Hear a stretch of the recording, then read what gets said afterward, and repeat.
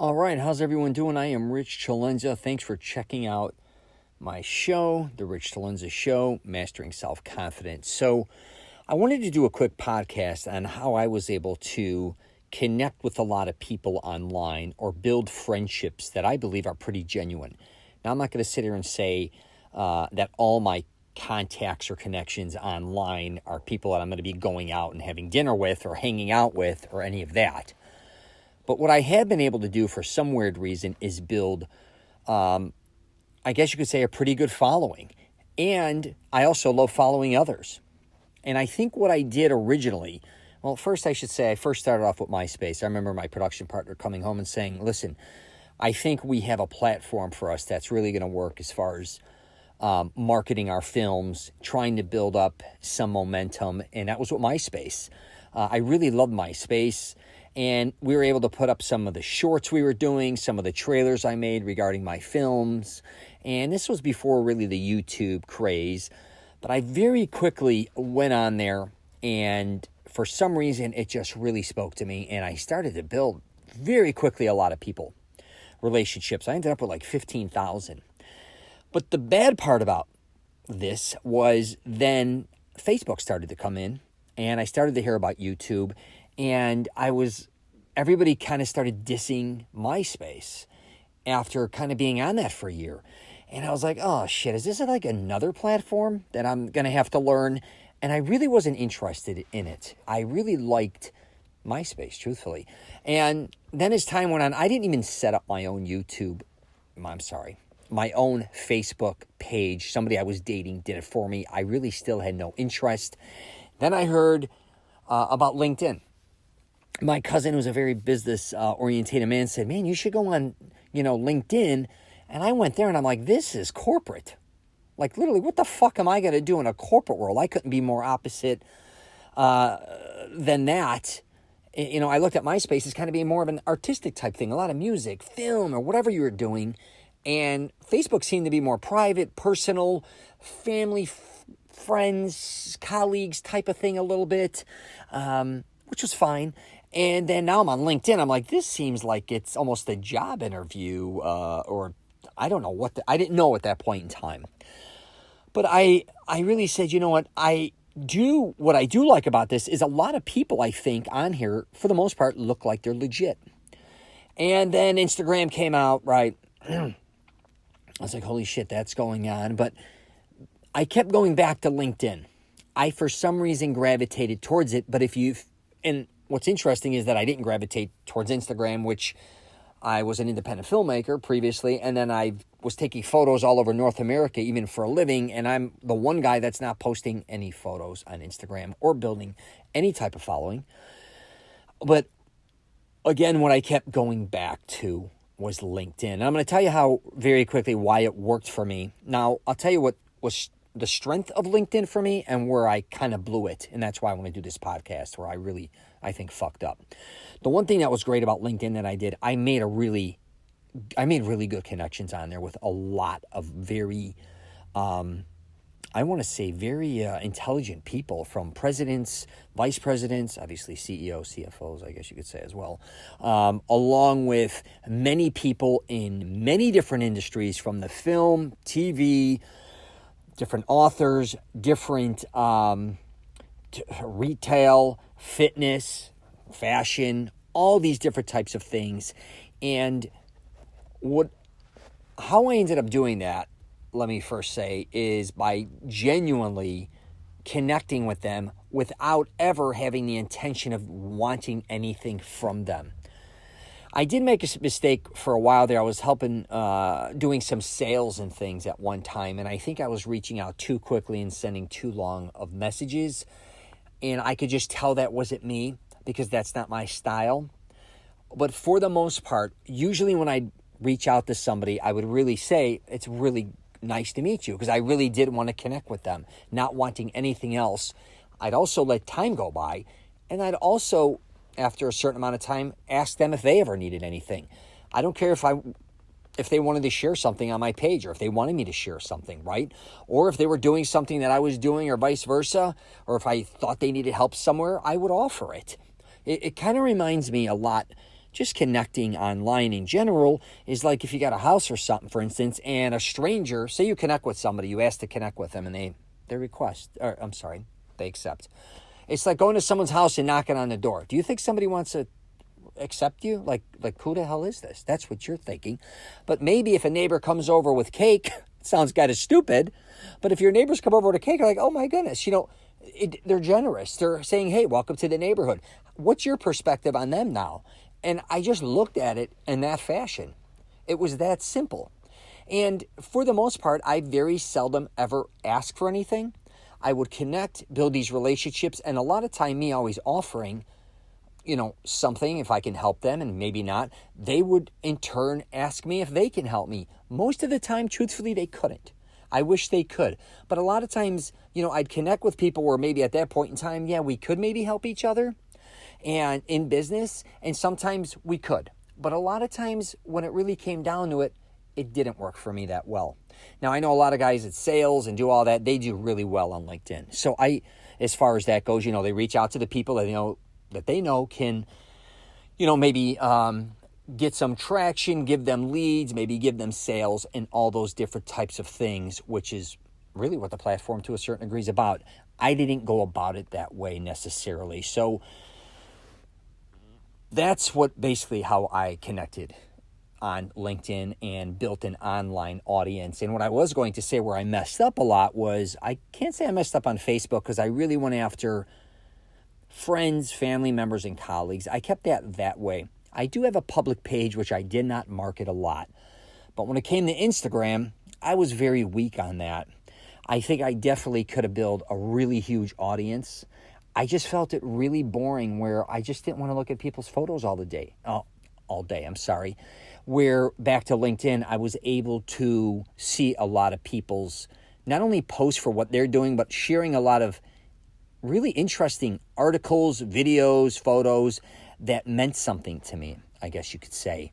And then, as you know, time went on, and I'll just throw Twitter. I had a really good start with Twitter. I started building a lot of followers on Twitter, but then it seemed so negative. So what I did with Twitter, just a heads up, I'll throw this in there as well, is I kind of just took the high road 99.9% of the time. I didn't get involved with posting things that were negative, never got caught up in arguing things, never retweeted things I thought were I just couldn't stand behind. And I guess that's, in general, me online, I'm always trying to a certain degree take the high road. That doesn't mean that I don't say inappropriate things sometimes, or by any means that I am perfect on Facebook or LinkedIn or Twitter or any social media platforms. But I will say, if you want to build an audience or you just want to connect with good people, your behavior, I think, is what dictates their behavior towards you.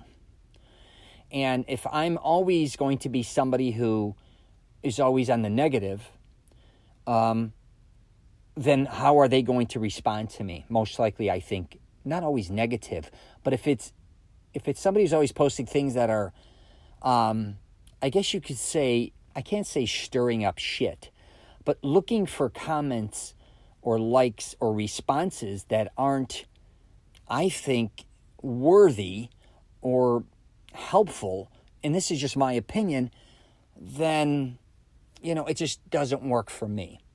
And I get a lot of my friends, family members, colleagues, they love posting things about, could be politics, could be religion, it could be bashing, it could be all these different types of things. And what I grew up in was I grew up in Chicago, and we have a lot of different mixtures. Obviously, politics is involved there a lot, but I have a lot of people on the right, because I grew up in Florida as well from 18, basically except with a stint that I lived in San Diego for a while, to now I'm 50.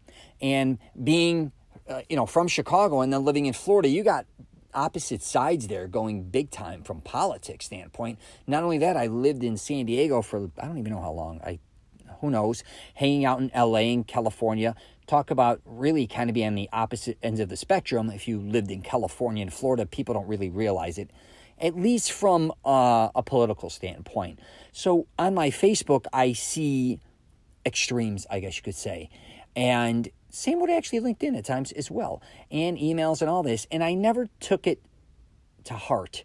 I truly love them for who they are. I don't not like them for who they believe in, regardless if you're religious, if you're an atheist, if you're Republican, Democrat, independent, if you're a Catholic, you're a Buddhist, I don't care if you're, I'm just saying, Jehovah's Witness, whatever the case may be, I genuinely like you for who you are.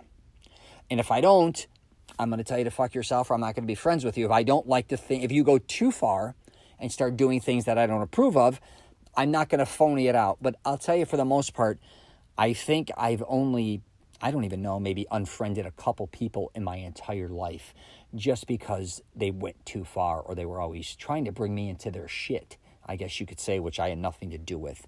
But I thought I would just do a quick, podcast on this, because I get it asked a lot, like, how did you build a following? And a lot of things that I'm doing now on, say, YouTube or even my podcast, they're kind of accidental. But I do think from the last, 12 years or how long I've been online, I've just been very fortunate to build up, I think, and I'm not saying it's massive, my following, but it does seem to grow, especially lately on my podcast. Seems to be doing better in my YouTube channel. And I try to post videos that or that nobody else is kind of posting, different perspectives. It could be fitness, it could be confidence, it's not so detail orientated. So if I'm talking about a diet, I'm not going to sit here and talk about all the nutrients and vitamins and all these different types of things, where when I would talk to somebody, they would bore me to death. Nothing against them.